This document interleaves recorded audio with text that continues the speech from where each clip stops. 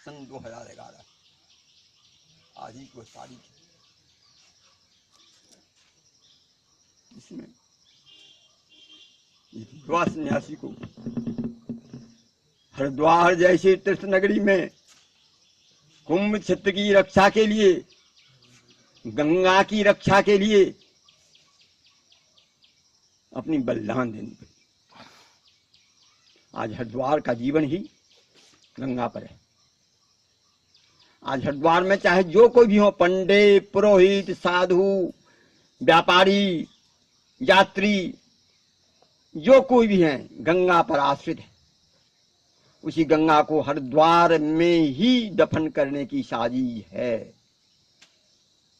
और ये हरिद्वार वासी समझिन, बाहर के लोग समझ जा रहे हैं। बहुत जगह हम जब ये करते हैं तो बिहार में और कहीं कहीं बम्बई से, कलकत्ता से रिप्रेजेंटेशन सब प्राइम मिनिस्टर, प्रेसिडेंट और चीफ मिनिस्टर के ऑफिस में भरमार हो जाता है।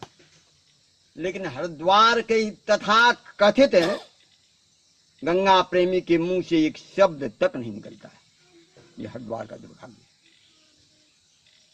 जब निगमानंद की एक बहुत ही आपराधिक षड्यंत्र के तहत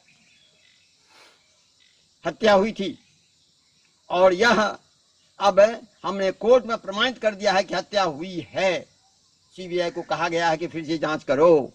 और इसमें इतने बड़े बड़े मगरमच्छ पकड़े हुए हैं कि सीबीआई जांच नहीं कर पा रही है, क्योंकि अब जिन बिंदुओं को खड़ा किया गया है, यदि उन बिंदुओं पर जांच होगी तो बड़े बड़े मगरमच्छ फंसेंगे, इसमें कोई संदेह की बात नहीं है।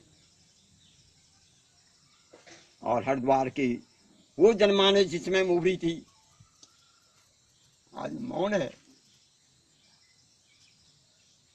आज पुनः वही परिस्थिति है। मैं आज की परिस्थिति से ये अवगत करा देना चाहता हूं कि देखिए उस समय में क्या स्थिति थी। उस समय में एक आवरण के अंदर था, आज वह खुला। जब असत्य छा जाता है तो आसुरी प्रवृत्ति बढ़ती है, यह निश्चित है। सत्य रहेगा, दैवी प्रवृत्ति बढ़ेगी, असत्य रहेगा, आसुरी प्रवृत्ति बढ़ेगा। असुर की क्षमता बढ़ेगी और असुर का बोलबाला बढ़ेगा। अभी कितना बड़ा असत्य आप देख लीजिए।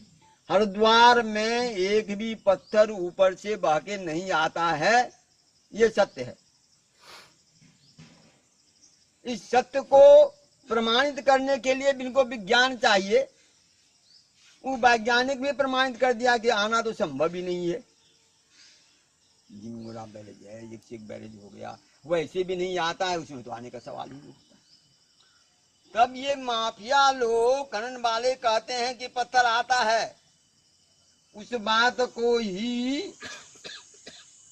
हमारे प्रशासनिक अधिकारी कह देते हैं, हमारे नेता, उपनेता, प्रणेता, जो नेता कहें सब कह देते हैं। और सबसे दुर्भाग्य की बात है कि हमारे तथा कथित धर्मध्वजी पाखंडी हरिद्वार के ये भी कहा करते हैं खुलेआम कि पत्थर आता है।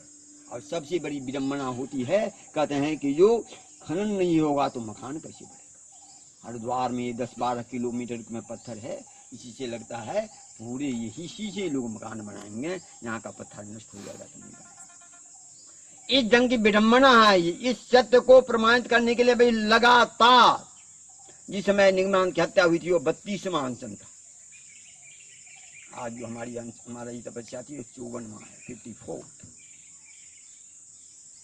अब समझ जाए कितने और घनीभूत रूप से हम लोगों को बढ़ना पड़ा है और कितना ही आक्रमण है, क्रूरता का एक निशानी। हम जल छोड़े हुए हैं।